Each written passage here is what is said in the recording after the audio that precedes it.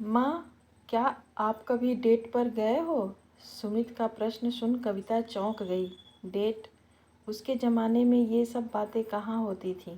छोटा शहर जहाँ हर कोई एक दूसरे की जन्म कुंडली तक से परिचित था। कोई बात किसी से छुपती नहीं थी।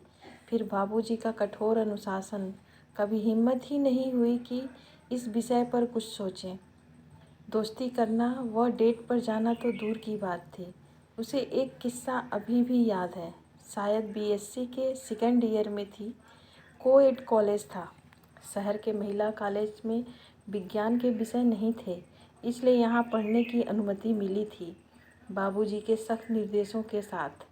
कक्षा में दिवाकर नाम का एक लड़का था। उसने कई बार उसकी नज़रों को खुद पर महसूस किया था, पर कभी बातचीत नहीं हुई। दिवाकर को पता नहीं कैसे ज्ञात हुआ। उसने उसके जन्मदिन पर एक महंगा सा कलम लाकर हैप्पी बर्थडे कहते हुए उसके सामने डेस्क पर रख दिया। उन दिनों किसी लड़के द्वारा तोहफा देना कोई मामूली बात नहीं होती थी। उसका दिल जोर से धक धक करने लगा, पर उस नीले सुनहरे पेन को उठाने या छूने की हिम्मत नहीं हुई उसे। वह अपना बैग उठाकर दूसरी जगह बैठ गई। उनके बीच जो कुछ भी अजन्मा सा रिश्ता था वह उसी दिन दफन भी हो गया, पर उसे आज भी एक एक बात याद है, शायद मन के किसी कोने में। कोई बात नहीं माँ, इतना सोचने की ज़रूरत नहीं है। आप तैयार हो जाइए, हम डेट पर चल रहे हैं। पागल है क्या? कोई माँ के साथ भी डेट पर जाता है भला? क्यों, क्या गर्लफ्रेंड के साथ ही जाते हैं? हंसने लगा सुमित। मैं तो आपके साथ ही जाऊंगा। सुंदर सी साड़ी पहन के तैयार हो जाइए, आखिर ये आपका पहला डेट है। बेटे की जिद के आगे उसने हथियार डाल दिए। तैयार होकर निकली तो उछल पड़ा। वाओ माँ, आज तो सबकी नज़रें आप पर ही होंगी। चल हट, पिटना है क्या? उसने हंसते हुए एक धौल जमा दी उसके पीठ पर, मानो बेटे ने उसे ज़िंदगी की सबसे हसीन शाम तोहफे में दे दी हो। सबसे पहले उसे कपड़ों की दुकान पर ले गया।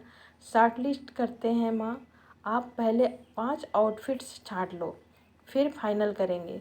पर उसमें अंतिम 5 में से एक पसंद नहीं करने दिया सुमित ने। पाँचों ले लिए। पहली बार जीवन में उसके लिए इतने कपड़े खरीदे गए थे।